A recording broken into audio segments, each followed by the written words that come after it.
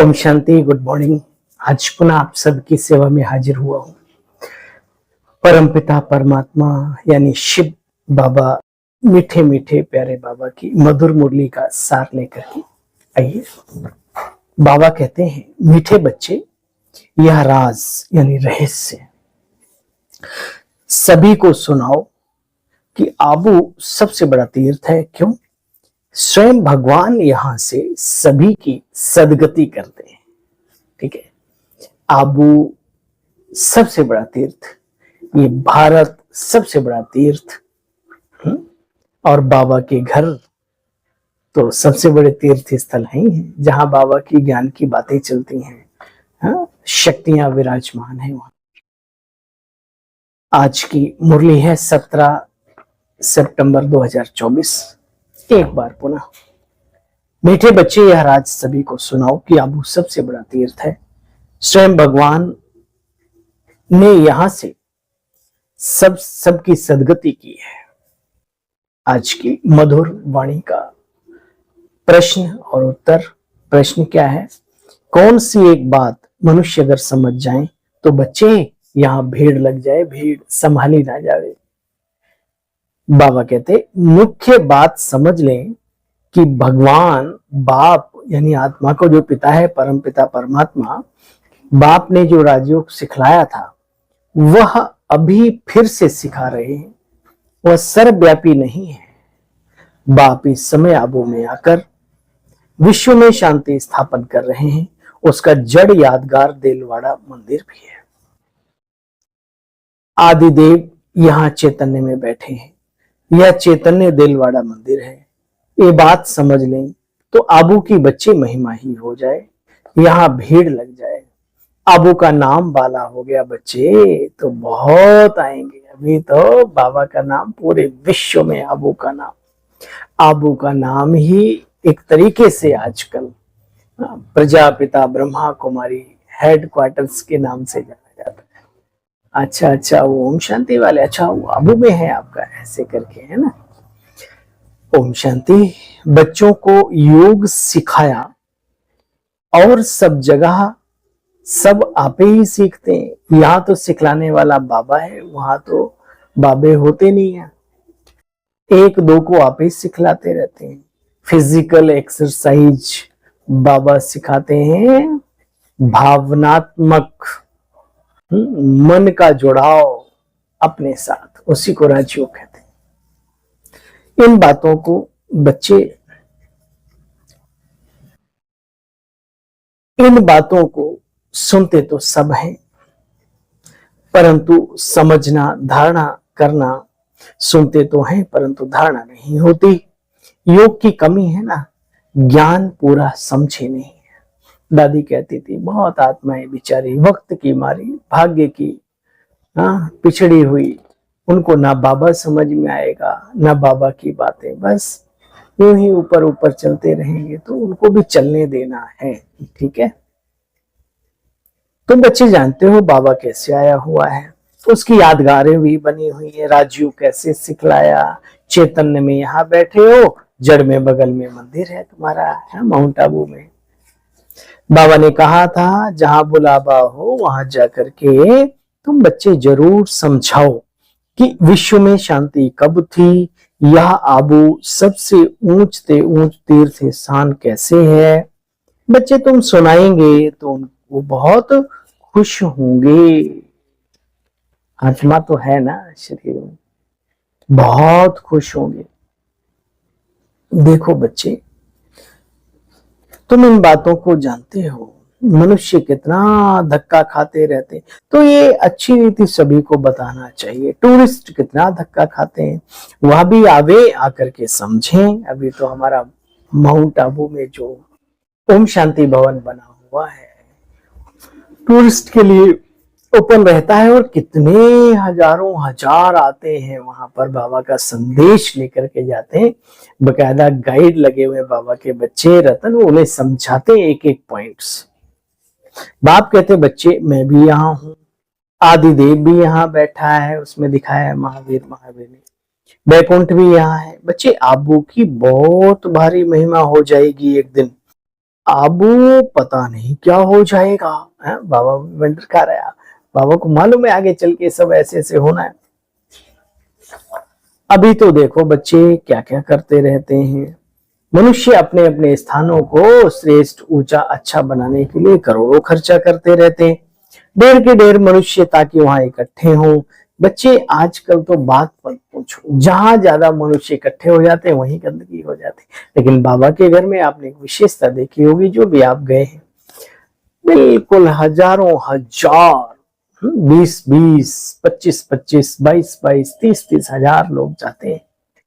लेकिन neat and clean, लोगों के घर के आंगन इतने स्वच्छ, सुंदर, साफ नहीं होंगे जितना वहां का रोड और गलियारा साफ रहता है। सच कह रहा हूं। हाँ, तो लाइट ठोकना मत ठोकना, कोई बात नहीं, हमें कोई वो नहीं, लेकिन कोई अच्छी बात लगे तो उसमें कुछ तो रिएक्शन करना ही चाहिए। बाबा कहते हैं बच्चे देखो, तुम बच्चे जानते हो बेहद के बाप से बेहद का वर्षा मिलता है, और हद के बाप से तो जन्म जन्म हद का वर्षा हम सभी ने पाया ही है। बाबा समझाते हैं बच्चे, ये जो पढ़ाई पढ़ते हो ना, हिस्ट्री, बाबा कैसे क्या क्या होता है, आत्मा के बारे में, शिव बाबा का परिचय और उसकी पूरी पावर के बारे में जो सुनते हो, और इसके साथ साथ जो राजयोग के बारे में हमें बाबा हर रोज समझाते हैं मुरली के माध्यम से। योग किससे कहेंगे, है ना, ये हमारा जो दुनिया में कहते आए कि कर का मन का डार दे और मन का मन का फेर, लेकिन किसी ने ये नहीं बताया कि मन का किसे फेरे। कर का मन का तो डाल देंगे, लेकिन फेरे कैसे? तो मन ही मन, मन मना भो, उस ईश्वर के प्रति श्रद्धा भाव के साथ कैसे अपनी मन और बुद्धि को उसमें स्वरूप में स्थापित करें, उस दिव्य ज्योति पुंज, प्रकाश पुंज, निराकार है परम धाम वासी में कैसे सेट करें, ये बाबा सिखाता है यहाँ ब्रह्मा कुमारी इसमें। बाबा कहते हैं बच्चे, ये पढ़ाई है सोर्स ऑफ इनकम, जो पढ़े वो बने महान। स्वयं बाप मनुष्य को देवता बनाने के लिए पढ़ाते हैं बच्चे, इसमें पवित्र भी जरूर बनना है, और पवित्रता के साथ साथ दैवी गुण भी जरूर धारण करने हैं।